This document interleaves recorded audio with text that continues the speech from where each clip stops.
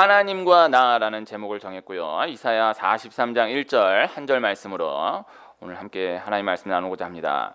우리가 이 땅을 살아가는 데 있어서 우리의 발전을 가로막는 것 중 두 가지를 소개해 드린다라고 한다면 질투심과 우월감, 조금 더 확장된 표현으로는 열등감과 교만함, 이렇게 소개해 드릴 수가 있을 것입니다. 이것은 기준을 상대적으로 두기 때문에 나타나는 것이지만은 근본적으로 진단하면 하나님과의 관계가 틀어졌을 때에 드러나게 되는 현상이다, 이렇게 말씀드릴 수가 있을 것입니다. 질투심과 우월감, 열등감과 교만함은 전혀 다른 성격의 것들인 것 같지만 사실 영적으로 진단하면 같은 뿌리에서 나온 같은 성격의 것들이라 할 거예요. 질투심, 우월감, 보여지는 현상 가운데에서는 전혀 반대로 보여지지만 뿌리가 같다라는 것이죠. 열등감, 교만함, 다 보여지는 현상으로는 전혀 다른 방향의 것인 것 같지만 같은 뿌리에서 나온 결국엔 같은 것들이다, 같은 성격의 것들이다 라는 것입니다. 어린이 찬양 가운데에 너는 하나님의 작품이라는 찬양이 있습니다. 너는 하나님의 작품, 아직 키도 작고 어리지만 예수님의 모습 닮아가는 너는 하나님의 솜씨, 랄랄라 하나님께서 만드시고 아름다운 생명 주셨으니 랄랄라 하나님께서 창조하신 너는 하나님의 작품. 네, 하나님의 작품이에요. 어린이 찬양 가운데 참 기본이 되는 귀한 가사의 찬양이 많습니다. 하나님 우리를 상품이 아닌 작품으로 보신다라는 것입니다. 한 사람 한 사람을 유일한 존재로 창조하셨고 그렇게 인도해 가신다라는 것입니다. 오늘 말씀, 이 한 절 말씀, 하나님이 이스라엘을 야곱으로 부르시며 말씀하십니다. 야곱아, 이렇게 말씀을 시작하시죠. 야곱아, 이것은 애칭입니다. 우리가 알고 있는 장세기의 야곱이 아닌 이스라엘 백성들을 향해서 야곱아 이렇게 말씀하시는 거예요. 이것은 애칭, 공식적인 호칭이 아닌 개인적으로 부를 때에 부르는 애칭입니다. 연인 가운데, 부부 가운데에서 또 가정 안에서 애칭이 있지 않습니까? 네, 그러한 느낌의 호칭으로 생각해 볼 수가 있는 거예요. 너를 창조하신 여호와께서 지금 말씀하시느니라, 이스라엘아 너를 지으신 이가 말씀하시느니라.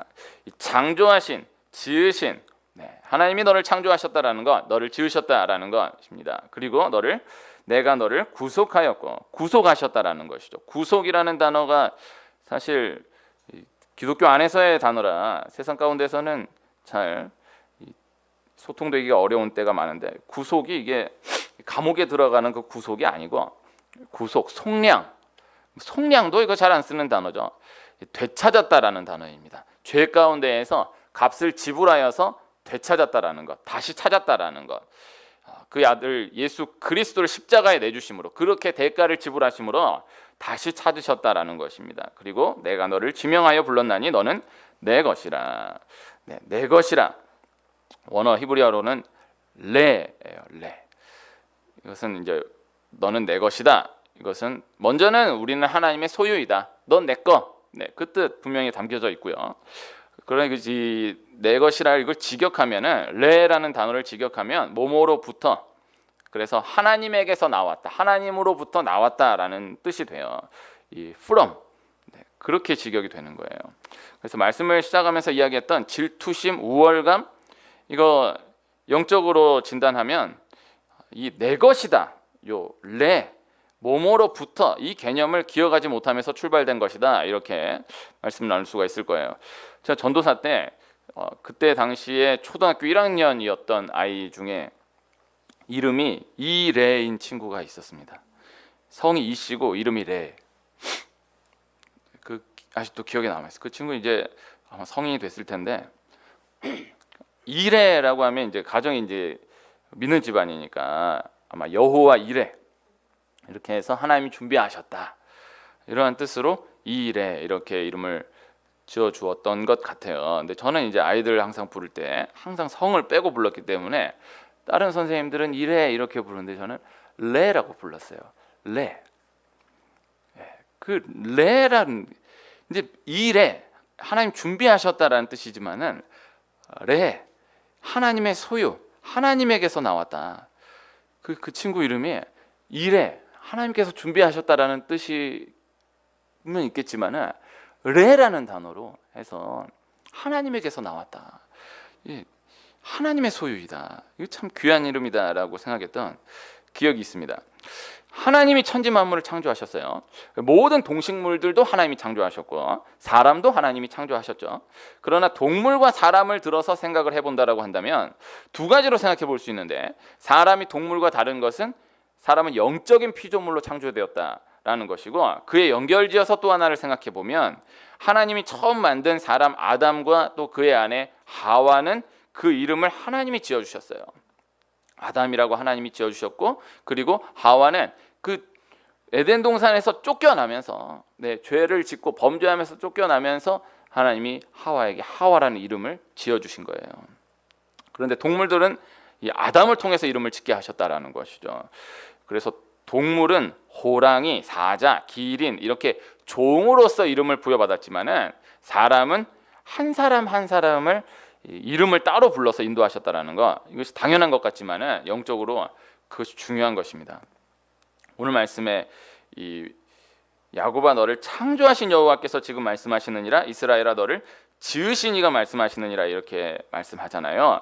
창조하신, 지으신, 이거 뭐 그게 그 단어인 것 같지만은 원어는 다릅니다. 창조하시는 바라라는 원어를 쓰고요, 지으시는 야차르라는 원어를 쓰는데요. 바라, 하나님 만드셨다라는 것이고, 그리고 야차르, 이것도 하나님 만드셨다라는 뜻인데 하나님이 친히 빚으셔서 만드셨다라는 것, 토기장이가 되셔서 만드셨다라는 뜻이 담겨져 있습니다. 작품으로, 유일한 존재로 만드셨다라는 것이죠. 사실 이 바라라는 단어, 그래서 바라라는 단어는 무에서 유를 창조하셨다라는 뜻이에요.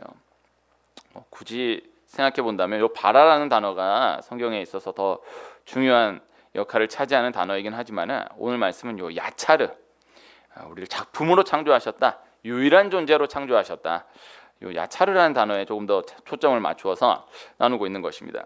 그리고 내가 너를 지명하여 불렀나니, 지명하여 셈, 이름을 불러 부르셨다라는 것.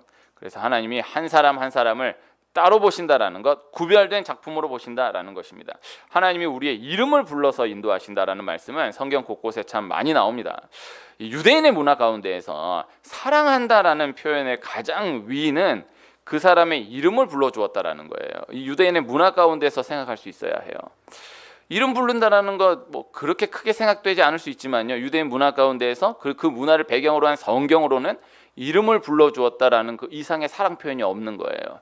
유대인의 문화 가운데에서는요, 함께 식사한다라는 것, 함께 밥 먹는다라는 것, 그거보다 귀한 일이 없어요. 그 사람과 참 귀한 관계이다, 좋은 관계이다라는 것, 함께 식사하는 사이이다, 함께 밥 먹는 사이이다, 그 사람과 나 어마어마하게 친한 이 기억이 있어, 함께 식사했었어, 그거 넘어가는 것이 없어요.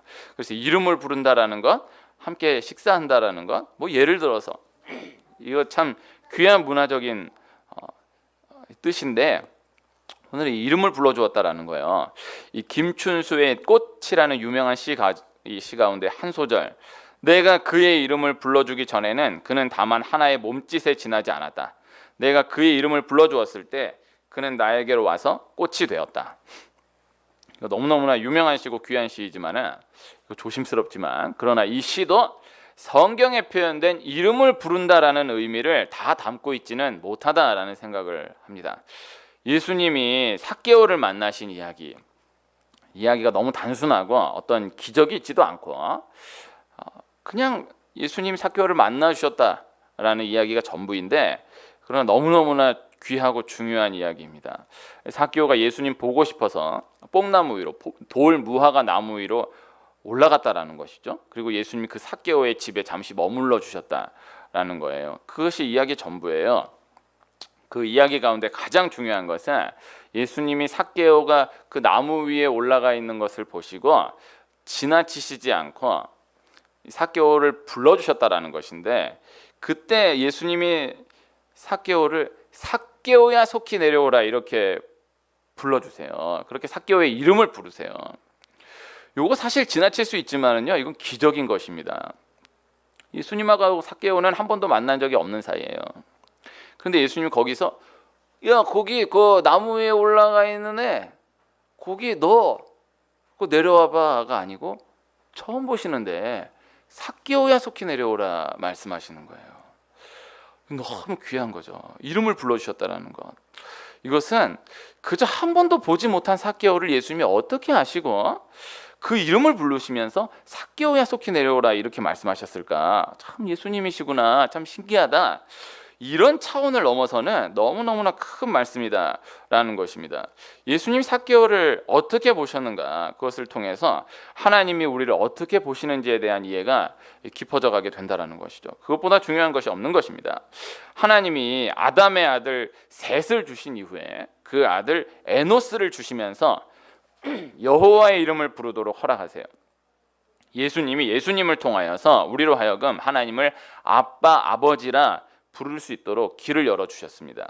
하나님이 우리의 이름을 불러 부르신다라는 것, 그리고 우리는 하나님을 부른다라는 것, 우리는 하나님을 아버지라 부른다라는 것, 하나님과 우리가 어떠한 관계인가, 그리고 우리가 어떠한 존재인지를 말씀하는 핵심이 되는 것이죠. 그런 경우가 있습니다. 관계 가운데에 호칭이 애매한 경우가 있어요. 이 사람하고 이 사람은 친구인데 이 사람하고 이 사람은 선후배인, 근데 함께 알게 된 가운데에서 아니 얘랑은 친구인데 얘는 얘를 선배로 부르고 후배로 부르고 근데 이렇게 알게 된 거예요. 그런 경우 있어요. 네, 많아요. 저는 재수했거든요. 지금은 안 그러더라고요. 저 재수했을 때 다 그냥 친구로 지냈어요. 네, 또 삼수한 친구도 아주 친하게 지낸 친구, 걔는 삼수했지만은 친구예요. 나랑도 친구고 얘네랑도 2살 차이지만은 지금도 친구로 지내요. 근데 이렇게 해서 나중에 이제 또 뭐 신학 대학원 가고 또 사회에서 만나고 이러다 보니까 이렇게는 뭐 10년, 20년 이상을 지금 친구로 지냈는데 여기는 이게 하늘 같은 선배고 막 이렇게 돼가지고 이거 뭐 애매하고 이런 경우들이 많은 것입니다.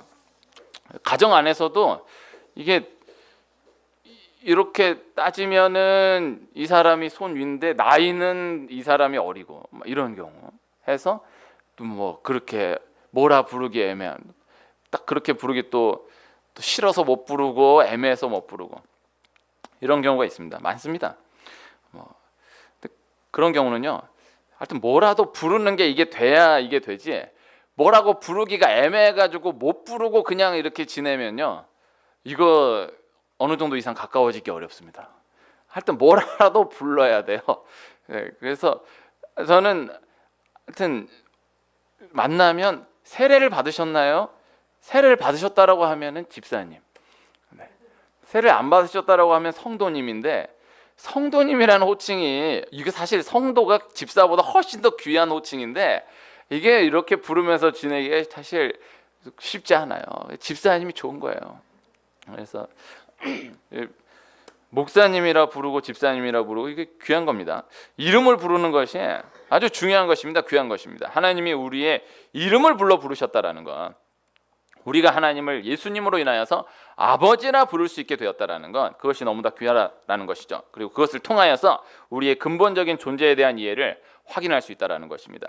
하나님이 우리의 이름을 불러 부르셨다. 우리는 하나님을 아버지로 부른다. 하나님이 우리를 자녀 삼아 주셨다라는 것이죠. 이 모든 것이 다 이것에서 출발되는 것입니다.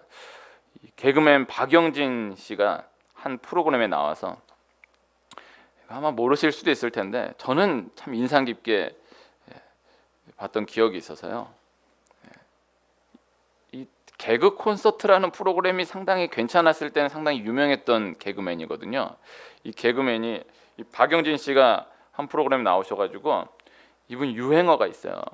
자기가 했던 유행어 3개를 소개하면서, 제가 이거를 막 이렇게 느낌을 살려가지고 하기는 좀 어려울 수 있겠지만 이거 소개해드리면 이게 그걸 아는 사람이 그래 이거 하고, 그건 네 생각이고 이거랑, 그다음에 이제 제일 유명한 거라면서 소는 누가 키울 거야 소는, 이거가 있어요.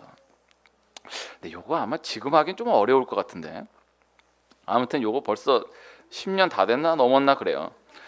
하여튼 요 유행어 3개를 소개하면서 뭐라고 얘기하냐면은 이 세계 유행어는 내 자식이다라는 거예요. 그분이 나에겐 내 자식과 같은 유행어 3개가 있습니다 하면서 이렇게 유행어 소개하는 거예요.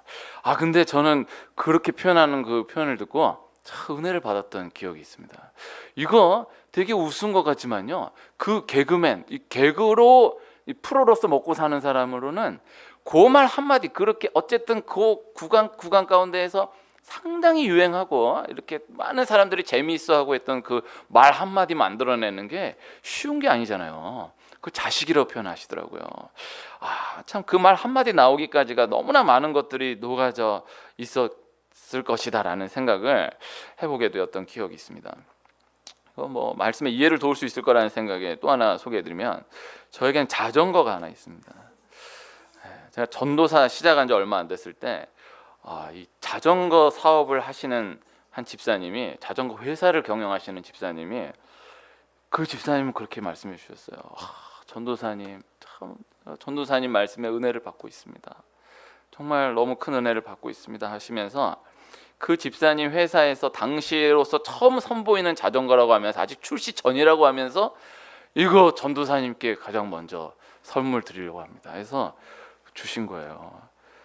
이게 너무 이 소중한 자전거가 이제 11년이 넘었는데, 이게 이 자전거가 처음에 받았을 때는 뭐 저는 자전거를 몰라가지고 좋고 안 좋고는 모르겠지만 이게 상당히 특색 있는 자전거였거든요. 근데 이게 시간이 지나면서 이것도 바꾸고 이것도 바꾸고 이것도 바꾸고 하다 보니까 특색이 사라졌어요. 이게 아마 몰라도 하여튼 제가 이거 바꾸고 요거 바꾸고 하면서 이 든 돈이 원래 자전거 값 아마 넘어갔을 것 같아. 그래도 요게 아주 소중한 자전거예요. 이게 그 사연이 있는, 그리고 또 11년을 저와 함께 했던, 그 하나가 저희 너무 다른 거죠. 이 라이벌이라는 개념이 있습니다. 제가 사전을 찾아보니까 같은 목적을 가졌거나 같은 분야에서 일하면서 이기거나 앞서려고 서로 겨루는 맞수. 라이벌이 많죠. 그런데 많은 경우에 이 라이벌은 그들 자신들이 라이벌이라고 정해서 칭하기보다는 옆에서 그들을 라이벌로 규정 지어주는 경우가 많은 거죠. 이것이 이제 긍정적인 효과를 내기도 하지만은 때로 부정적으로 역량을 더 발휘하지 못하도록 하는 걸림돌이 되거나 혹은 그저 안주하게 하는 장치가 될 수 있는 거예요.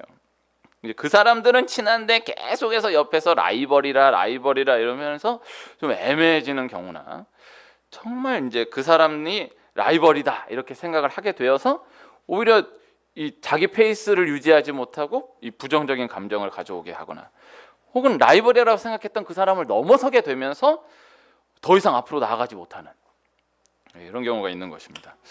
가수 조용필 씨가 가수 신승훈 씨 처음 신인 가수 때 미소 속에 비친 그대라는 그 히트곡, 그거 나온 지 얼마 안 됐을 때, 지금의 신승훈이 아니고 그때 당시 신승훈 씨 때 넌 라이벌이 누구냐 이렇게 물으셨더니 신승훈 씨가 대선배님 물어보시니까 그때 당시로 이제 윤상이나 심신 이 정도 아닐까요 이렇게 얘기를 했더니 조용필 씨가 나는 너 라이벌 하면 안 되냐 그러셨다라는 거예요. 그러면서 그 신승훈이 듣고 아유 선배님 제가 어떻게 감히, 그랬더니 딱 조용필 씨 정색을 하면서 그럼 넌 그러고 살아 딱 그렇게 말씀하셨다라는 거예요. 그런데 신승훈 씨가 조용필 씨 그렇게 얘기해 주신 것에 너무 감사해서 그것을 기억으로 하여서 계속해서 전진할 수 있었다라는 얘기를 들었던 기억이 있습니다. 물론 이제 윤상 씨도 이제 대단하신 분이고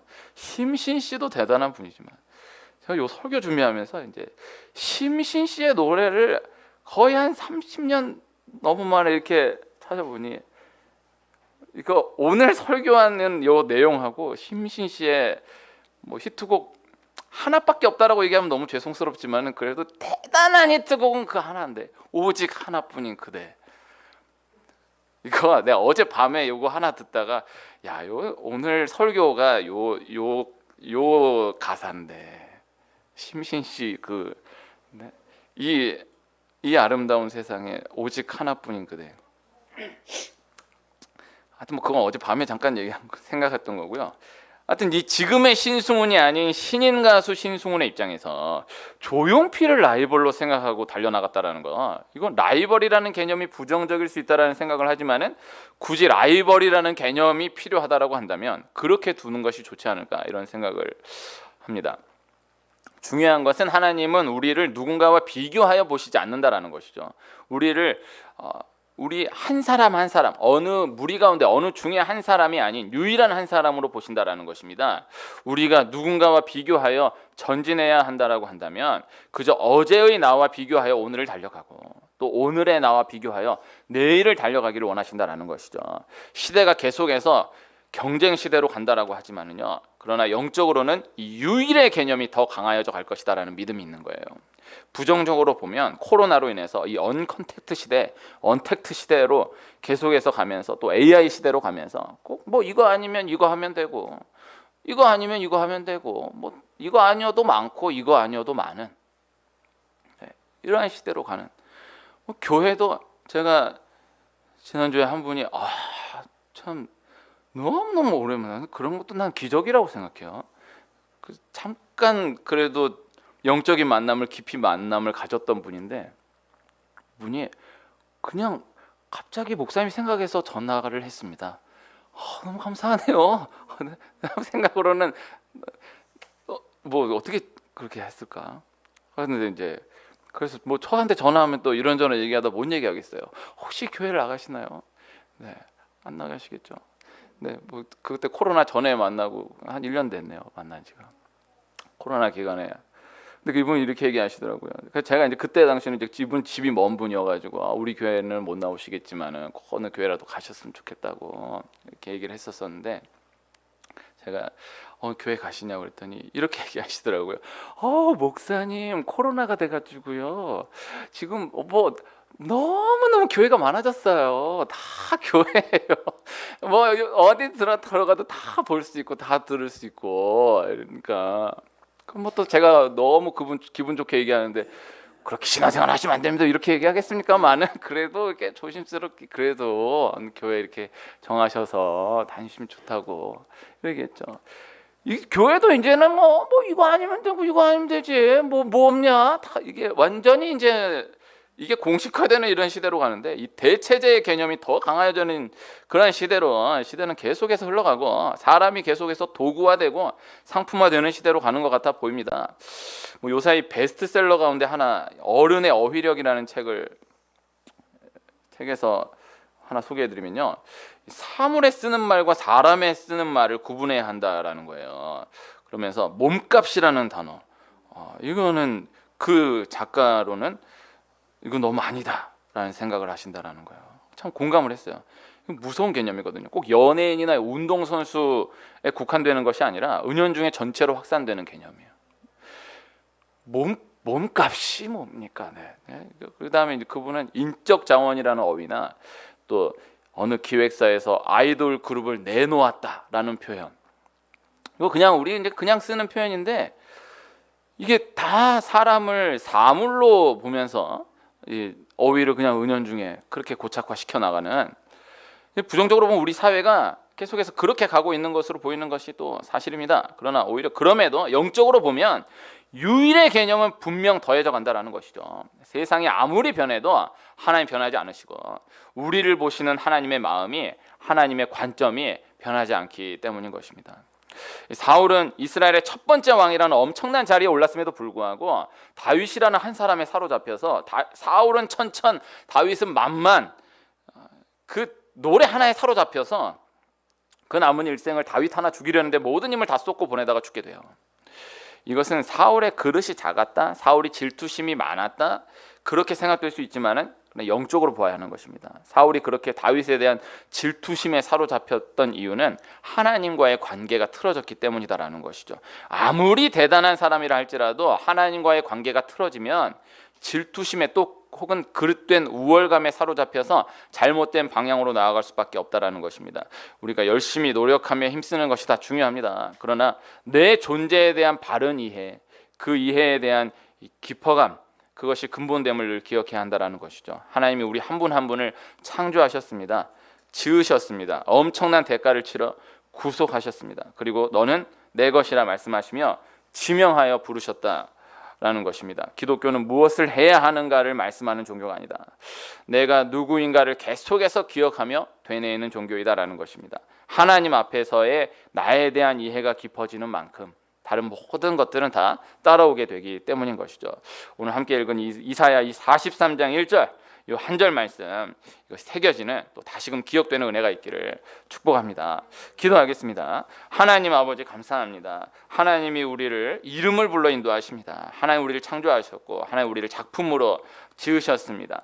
하나님 우리를 구속하셨습니다. 너는 내 것이라 말씀하십니다. 우리 하나님과의 관계, 예배를 통하여서 우리 하나님과의 관계, 하나님 앞에서의 나에 대한 이 존재에 대한 이해가 계속해서 깊어져 가므로 모든 것들을 승리하며 나아가는, 전진해 나아가는, 머물지 않고 계속하여 앞으로 전진하여 나아가는 귀한 축복 있게 주시옵소서. 예수님의 이름으로 기도합니다. 아멘.